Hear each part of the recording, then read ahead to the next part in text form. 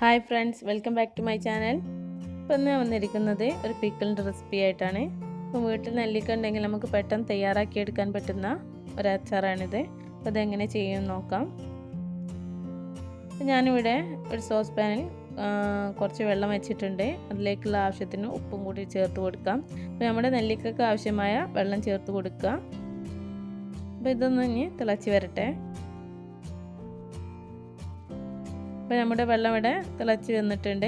ഇനി ഇതിലേക്ക് കഴുകി വെച്ച നെല്ലിക്ക അതിലേക്ക് ഇട്ട് കൊടുക്കാം.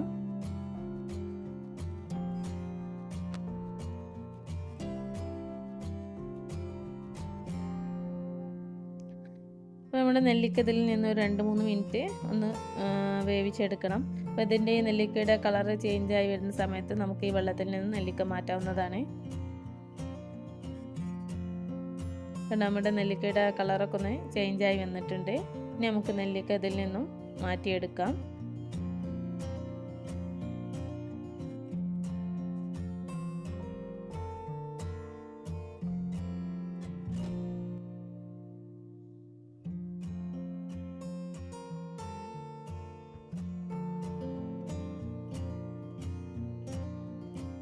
നെല്ലിക്ക എല്ലാം ഇവിടെ മാറ്റി വെച്ചിട്ടുണ്ട്. അപ്പോൾ ഇനി ഇത് നന്നായിട്ട് ഉണങ്ങിയ ടവൽ കൊണ്ടൊന്ന് തോർത്തിയെടുക്കണം. അപ്പോൾ അതിലൊട്ടും വെള്ളം ഉണ്ടാകാൻ പാടില്ല.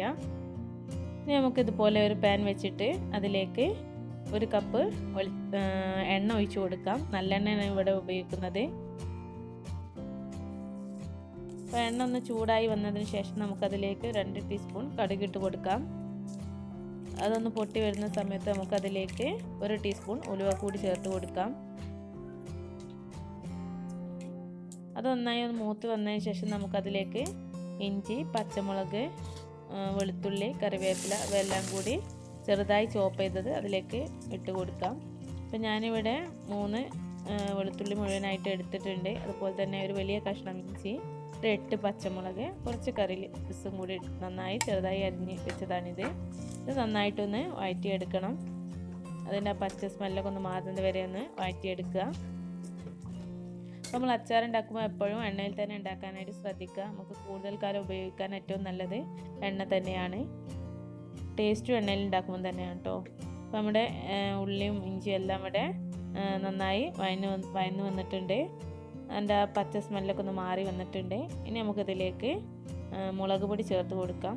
അപ്പോൾ നിങ്ങളുടെ കയ്യിൽ കാശ്മീരി ചില്ലി പൗഡർ ഉണ്ടെങ്കിൽ അതിൽ തന്നെ ചേർത്ത് കൊടുക്കുക. അതായിരിക്കും അച്ചാറിന് നല്ലൊരു കളർഫുള്ളായി കിട്ടുക. അപ്പോൾ ഞാനിവിടെ 2 കൂടി മിക്സ് ചെയ്ത മുളക് പൊടിയാണ് ചേർത്ത് കൊടുക്കുന്നത്. ഒരു 6 ടേബിൾ സ്പൂൺ ചേർത്ത് കൊടുക്കുന്നുണ്ട്. നിങ്ങൾക്ക് കൂടുതൽ ഗ്രേവി വേണമെങ്കിൽ അതിനനുസരിച്ച് മുളക് പൊടി ചേർത്ത് കൊടുക്കാവുന്നതാണ്. അപ്പോൾ നമ്മൾ മുളക് പൊടികളൊക്കെ ചേർത്ത് കൊടുക്കുമ്പോൾ എപ്പോഴും തീൻ്റെ ഫ്ലെയിം ഒന്ന് ചെറിയതാക്കി വെക്കുക, അല്ലെങ്കിൽ അത് കരിഞ്ഞു പോകും. അപ്പോൾ ഇനി അതിലേക്ക് 1 ടീസ്പൂണ് കായപ്പൊടി കൂടി ചേർത്ത് കൊടുക്കാം. എന്നിട്ട് നന്നായിട്ടൊന്ന് വഴറ്റിയെടുക്കുക. ഇനി ആവശ്യത്തിലുള്ള ഉപ്പും കൂടി ചേർത്ത് കൊടുക്കാം.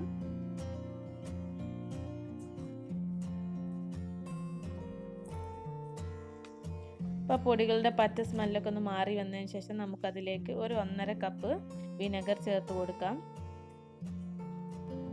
ഈ വിനെഗറൊക്കെ നിങ്ങളുടെ പുളിക്കനുസരിച്ച് ചേർത്ത് കൊടുക്കുക കേട്ടോ. ചിലർക്ക് കൂടുതൽ പുളി ഇഷ്ടമുണ്ടാവില്ല. അപ്പോൾ അതിനനുസരിച്ച് ചേർത്ത് കൊടുക്കുക. ഇതൊന്ന് തിളച്ച് വന്നതിന് ശേഷം നമ്മൾ വേവിച്ച് വെച്ച നെല്ലിക്ക ചെറുതായി കട്ട് ചെയ്ത് വെച്ചിട്ടുണ്ട്. അത് ഇതിലേക്ക് ഇട്ട് കൊടുക്കാം.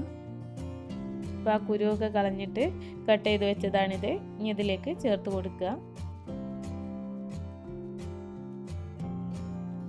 എന്നിട്ട് നന്നായിട്ടൊന്ന് മിക്സ് ചെയ്തെടുക്കണം.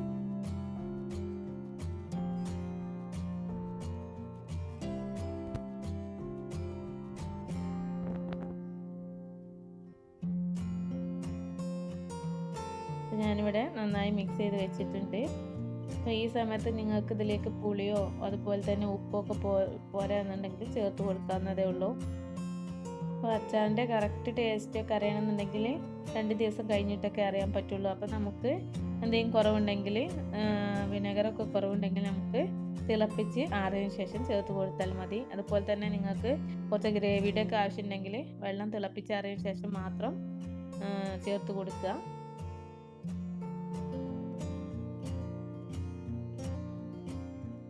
ഞാനിതിലേക്ക് കുറച്ചുകൂടി വിനെഗർ ചേർത്ത് കൊടുക്കുന്നുണ്ട്. ഇനി ഞാനിതിലേക്ക് 1 ടീസ്പൂൺ ഉലുവയും അതുപോലെ തന്നെ 1 ടീസ്പൂൺ കൂടി വറുത്ത് പൊടിച്ചതാണ് ഇതിലേക്ക് ചേർത്ത് കൊടുക്കുന്നത്. എന്നിട്ട് നന്നായി ഒന്ന് മിക്സ് ചെയ്തെടുക്കുക. നന്നായി മിക്സ് ചെയ്ത് ഒന്ന് തിളച്ചത് ഒന്ന് ഇതായി വരുമ്പോൾ അതിൻ്റെ ആ സ്മെല്ലൊക്കെ ഒന്ന് മാറി വരുന്ന സമയത്ത് നമുക്കിതിൻ്റെ ഫ്ലെയിം ഒന്ന് ഓഫ് ചെയ്യാം. അപ്പോൾ നമ്മുടെ അച്ചാർ ഇവിടെ റെഡിയായി വന്നിട്ടുണ്ട്. അപ്പോൾ എല്ലാവരും ഒന്ന് ട്രൈ ചെയ്ത് നോക്കുക. ഇഷ്ടപ്പെട്ടാൽ ലൈക്ക് ചെയ്യുക, ഷെയർ ചെയ്യുക. ചാനൽ സബ്സ്ക്രൈബ് ചെയ്യാത്തവരൊന്ന് സബ്സ്ക്രൈബ് ചെയ്യുക. തൊട്ടടുത്തുള്ള ബെല്ലൈക്കൺ കൂടി എനേബിൾ ചെയ്ത ശേഷം ഓൾ എന്ന ഓപ്ഷൻ